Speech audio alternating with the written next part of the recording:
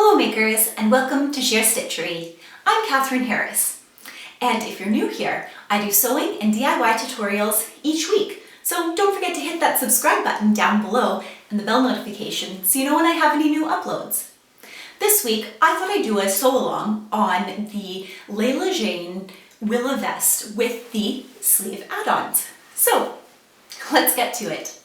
Bum bum bum ba-dum ba-dum bum bum bum bum bum ba-dum ba-dum bum bum bum bum ba-dum ba-dum bum bum bum bum bum ba-dum ba-dum bum bum bum bum ba-dum ba-dum bum bum bum bum bum ba-dum ba-dum bum bum bum bum ba-dum ba-dum bum bum bum bum bum ba-dum ba-dum bum.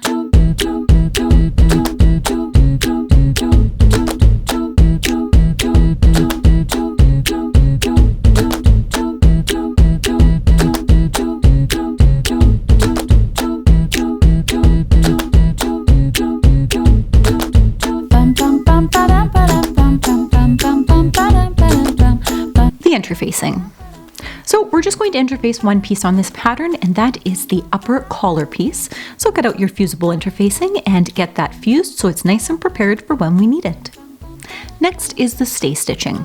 So you are going to stay stitch along the princess seam. So all of the curved princess seams on both the lining and the main jacket fabric. So that's the back, the side front, as well as the center front, all along the curved princess seams. Next, we're going to sew the princess seams together. So I'm just using the center front and the side front. And then what we're going to do is we're going to clip along that stay stitching, not through the stay stitching, but just clip some notches in, and this gives the fabric some ease, especially when you're working with, say, a duck canvas or something that isn't more malleable and stretchable. It allows you to give that ease so that the princess seam fits so nicely. And I'm using a soft shell, which is slightly stretchy, and it worked absolutely fabulous. And I had no issues with the princess seam on this. They worked like a dream. So you're just going to stitch those all together. And so that's what the front panel looks like. Next thing we're going to do is we're going to press open those seams because we want them to lay nice and flat so you don't have that bulk, especially with this fabric as it is a bit more plush and has a bit of thickness to it. I want to make sure that all the seams are lying nice and flat before I stitch them together. Just using my pressing ham to help along the princess seam curve. And I found the tailor's clapper really helps when you're pressing. So next, you've got notches on the center back and the side back, and we're going to match those notches first with right sides together along the princess seam. So first, pin at the notch. And then what you're going to do is you're going to pin the bottom and then you're going to pin the top. Now you'll notice a discrepancy along the bottom of mine. I will explain that later. So now you have the back panel completed with the princess seam. You see this right here? You know what that is? On the pattern, they've got a line for cutting the lining and a line for cutting the main body fabric. On some of the pattern pieces, when I was cutting it out, I cut out the lining piece instead of the outer cut line, meaning my jacket is 2 inches shorter than it should be. So don't do that. Next is the shoulder seams. So we're just going to pin those and stitch the shoulder seams together. And that joins our front and the back. Now here's the interior pocket. It is not included in the instructions because I wanted a place to put my phone that was on the inside of the jacket and also had a security zipper. So I decided on which panel I wanted and about where I like to have my phone. So I like to actually have it under the breast so that it is not too bulky, and when I bend over, it's not going to affect my waist in any way. So I'm just doing a welt pocket here. So you're just going to want to cut out a rectangle that is about 2 inches to 1 inch larger on either side, all the way around the size of what your welt is going to be. And then just pin that in place along all 4 corners. Draw your welt pocket, which will be the opening size. And then we are going to start in the middle. Do not start on the ends. Use a small stitch length, about 1.2 stitches per millimeter. And then here you're going to count the stitches. So 1, 2, 3, 4, 5, 6, 7, 8, 9, 10. So I know that there's 10 stitches. Now I want to do the exact same amount of stitches along the other end. That way our welt pocket is completely square. One thing I forgot to mention is please interface this. I did not interface it, and it is not nearly as crisp as I would like it to be. So make sure you interface it. And so I'm just showing you, this is the welt pocket that I'm doing for the regular pockets, but it's the exact same thing when you're doing the interior pocket on the welt pockets. So now that I've got that done, we are just going to cut down the middle and then leave some edges on the side because we need to create some, I call them ducktails, but they're little triangles that you cut from corner to corner from that edge because we're going to need to press those down. Those are a very important part of the welt pocket. So make sure you do not cut that center line right to the edge. Next, you're going to push that through all the way. And then we are going to make sure that we manipulate the fabric and then we're going to press it. Now this is where the interfacing would really come in handy in creating that crisp edge, especially because this fabric is slightly stretchy, being a Microtex fleece. And I'm just rolling the fabric so that the top rolls slightly over so you're not seeing that seam. Next, I'm going to place the zipper underneath and then we're going to pin it in place. So you've got the zipper nice and centered, and then we're going to stitch all the way around. And once that is done, we have an opening with a zipper pocket. So next thing you're going to do is you're going to get out your scissors and cut the end. Don't use your fabric scissors because it will nick the blade. And then you're going to attach your pocket bag. And your pocket bag should be as wide as the square that you made, which is 1 to 2 inches longer than the zipper hole on the ends, and then as long as you want it to be for the pocket times 2 because you're going to fold it in half. So I'm just stitching it together on the bottom piece, and then I'm pulling it up to the top, and then I'm going to pin along the sides and the top seams. And then we are going to stitch that, and make sure you do not stitch it to the outside of the pocket. So you're just going to stitch just the pocket bag. And so this is what it looks like from the right side. And you've got a nice little pocket bag that fits my gigantic Samsung phone perfectly. So when you can make your own jacket, you can add your own custom pockets because I find a lot of jackets don't fit my pocket or my phone. Next is the welt pockets. So with this, it is virtually the same. You've got a template here to make the welt pockets, and I'm just transferring those marks here. And I'm not fully drawing on the marks, I'm just drawing the edges because I want to know where to line them up along the bodice. So on the side front, you will see the opening where your welt pockets are, and just transfer those markings to the right side of your jacket.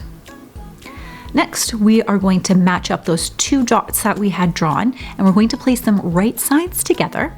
And then, just as we did with the interior pocket, we're going to pin all 4 corners. Now we're going to draw on, and I'm actually using a felt marker to draw this because it won't show up with my erasable or the fabric invisible where it just dries over time marker, and you're never going to see it. So same thing, you're going to cut to the middle, cut out those ducktails, and then push everything through. And one thing that I noticed that wasn't in the pattern was calling for interfacing on this. And I know better. You always put interfacing on a welt pocket, but I didn't. So the next time I make this, or if you make it, make sure you put the interfacing on before you do the welt pocket, because it makes a world of a difference in terms of getting that crispness. Next, we're going to stitch down those little ducktails. Remember when I said they're that important?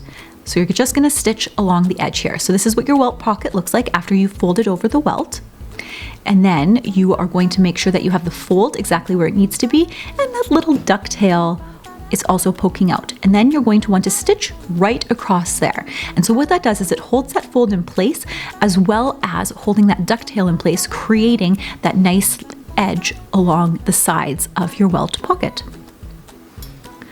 And now I am going to attach the pocket bag to the top of the pocket. And then we're just going to stitch along the top here. And so this is what that looks like. Now in the pattern, it had suggested you do it like this, and then you can see the green coming through. I didn't like that because it didn't have a pocket facing. And honestly, if I was doing this, I would have created a longer fold so that the pocket facing was a bit bigger. So what I had done here is I stitched the bottom, and then we can push that edge down from the top that has our outer fabric on it, and it acts as a small pocket facing. Ideally, that would be a lot larger. I would add probably about 2 to 3 inches on that pocket facing, but this is the best of what I could do. Next is the collar. So remember our piece that we interfaced? We are going to start with that one, and you're going to put right sides together on the main jacket body. And so just pin at the notches, which is one is at the center, and then pin at the edges, and then just distribute that fabric all the way through. Now, if your fabric has some issues with lack of stretch, you can do some stay stitching and some clipping there. But I just omitted that. Next, you do the same thing for the lining. The front placket. Now, there's not the greatest of instructions here. So here it says to align one snap flap to the vertical raw edge of the left main piece with right sides together. Pin and sew, and then press the seam away from the path and repeat on the lining side. Next is aligning the zipper tape to the raw edge of the right main piece with right sides together, making sure the bottom stop is aligned with the placement guide and the top zipper stop, so the touching seam of the line and the collar and the neck. Trim the zipper if necessary and repeat on the left side. Next is on the right side of the piece, align the long raw edge of the zipper flap to the raw edge of the front main piece, right sides together. You'll have a sandwich of a zipper flap and zipper front. And then placing the vest main right sides together, align the front vertical edges, pin one at the raw edges, and sew. Now, I'm going to explain how to do the right placket. Okay, so first you are going to place the zipper face down, right sides together, on the edge of the right side. So don't put the placket on yet. And you see how I'm sandwiching the placket piece on top? Now you could do this in one step, but I find it's a bit more accurate by attaching the zipper first and then putting the placket down. So you're actually sandwiching those. And then you are going to sew the placket piece onto the lining. So you're going to have your center front, the zipper, and then the placket piece. And then on the corresponding side of the lining, you will just have the placket piece. And I top stitch this. Don't do that. I will explain later. So next you're going to attach the placket pieces together on either sides, just sewing a strip right down. Next, onto the left placket. So on this end, you are going to attach the placket to the center front on the left side, and that's the wearer's left side. And then you're just going to stitch that on. So you don't have the zipper sandwich there. And you're going to do the same thing for the corresponding lining. Now, the next step here, you are going to stitch the lining and the zipper placket together, okay? So there's no zipper here. So it goes the bodice, center front, placket, placket, okay? And so you don't need to attach it to the lining quite yet. And here is the zipper. So then you're going to place the zipper right sides together on top of the last placket. So you've got placket 1, placket 2, place it on the second placket.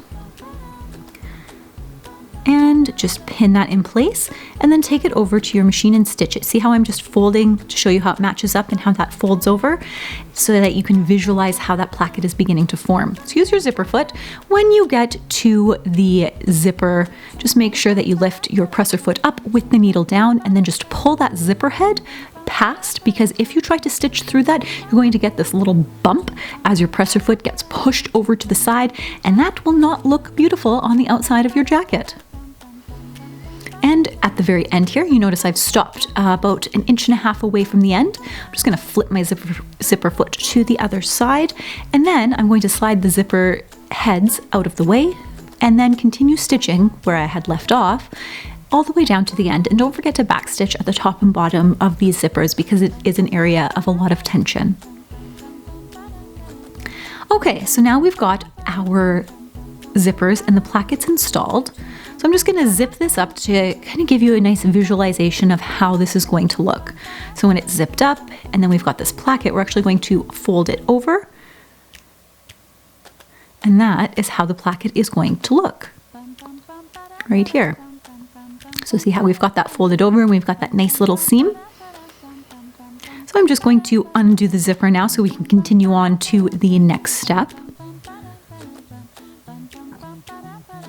And with this, we're just attaching to that zipper sandwich. So you've got the end of the one placket, the zipper, and now the lining. So you're creating a sandwich here as well, just like you did on the other one. And you're just going to stitch that down.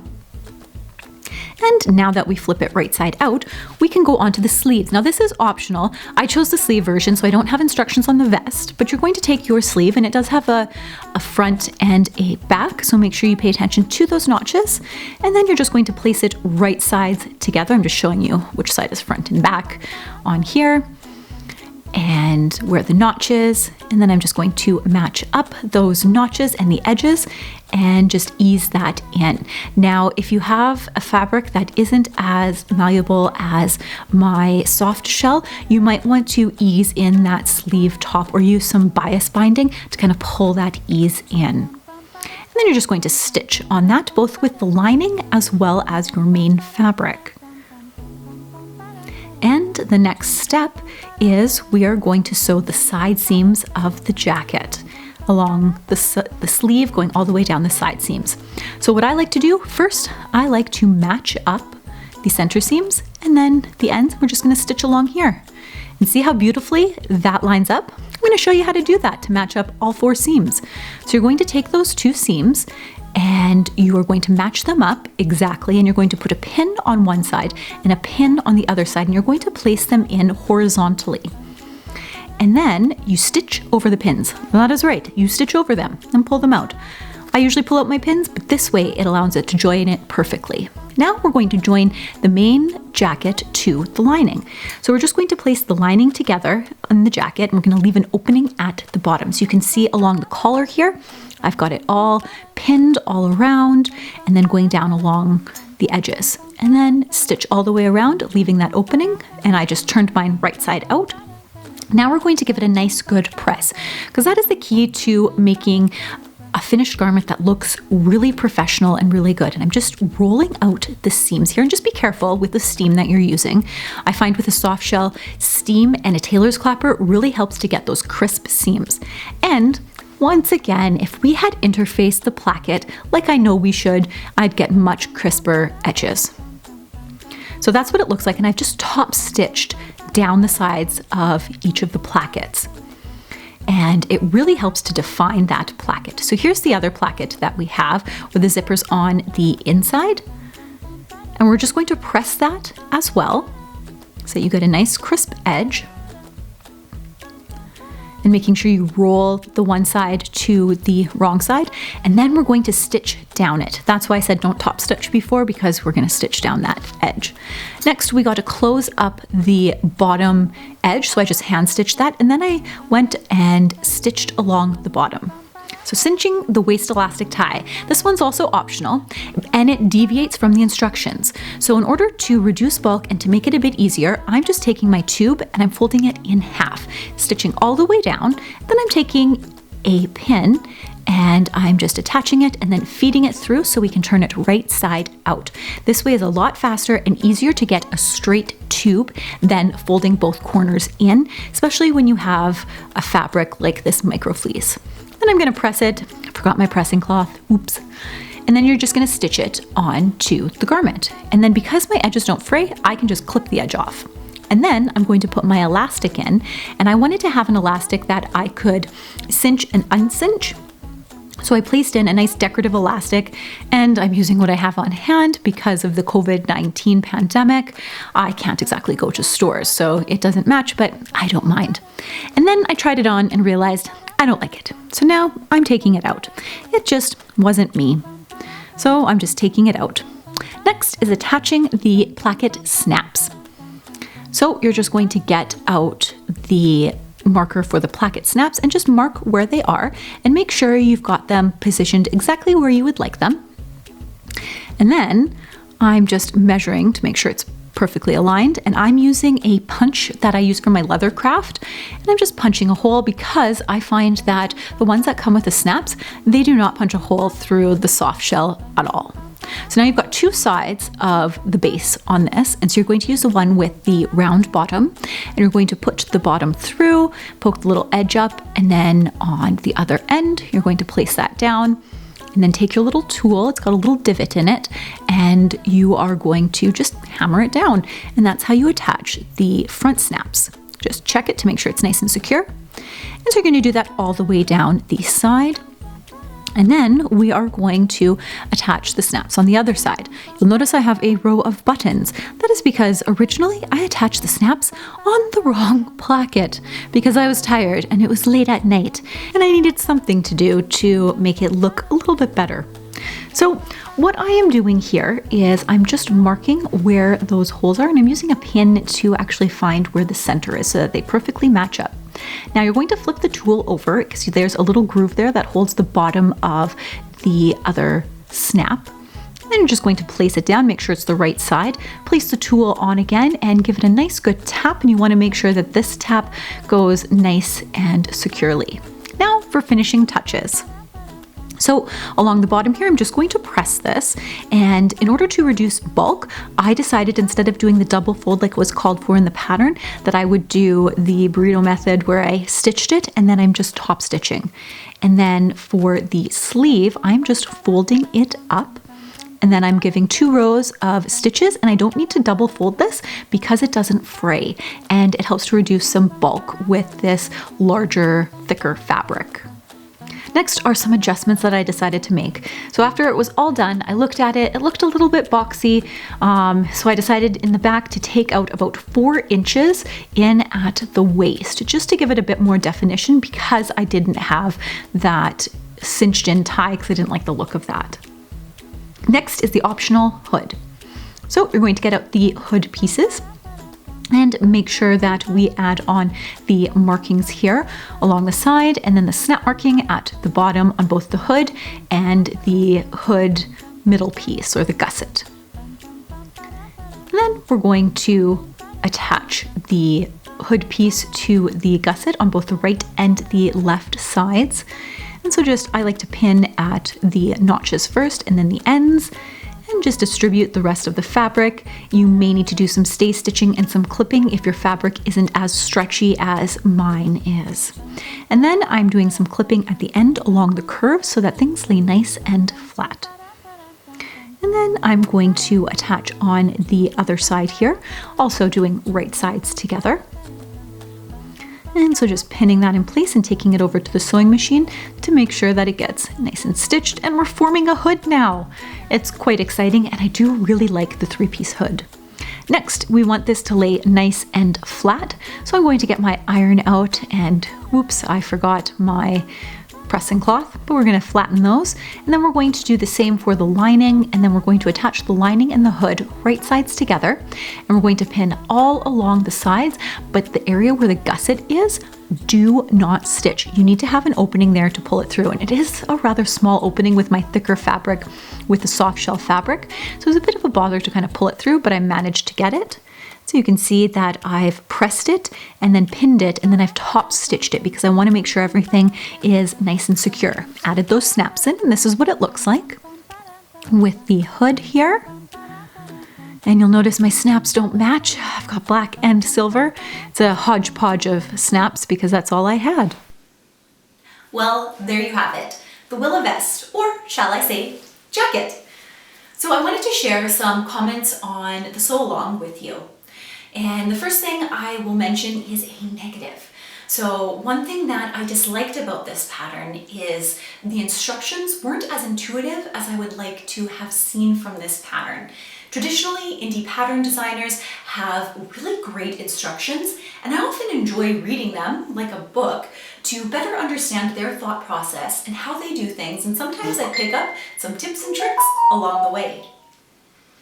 And especially when it came to the front placket, I found those instructions to be rather confusing, and I've done a number of plackets in my day, so I can imagine what it might sound like to a new sewist who's never made a jacket or a placket before. So I really hope this sew along helped you if you're a new sewist. Let me know in the comments down below if you had trouble on the placket as well. Another negative that I had with this pattern was the fact that it's a bit boxy. Now, I was okay with that when I first started out because I was doing the waist cinching version, and I thought being a bit boxy, that doesn't matter. But then when I realized that with the fabric that I chose, which is a waterproof soft shell, it's a bit thicker, and the material doesn't behave the same as if I were to have a lighter material, and I didn't like the way that it looked. So I ended up taking it out. And with the princess seams, it's just my opinion that things would be a little bit more fitted as opposed to being boxy. So I took out a couple of inches there.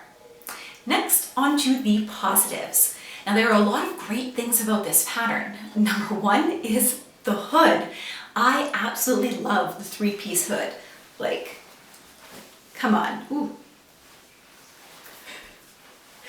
It fits so nicely on your head, so much better than a two-piece hood. And another positive that I had from this pattern is I really enjoyed the versatility of the different variations and the fact that the sleeve add-on was free. I've seen certain indie patterns that charge upward of $8 for add-ons, which is pretty steep in my opinion. So if you enjoyed this pattern and this sew along, please give it a big thumbs up and let me know in the comments down below if you had any troubles with it or what you liked or didn't like. So until next time, makers, let's get our Sew-Spiration on.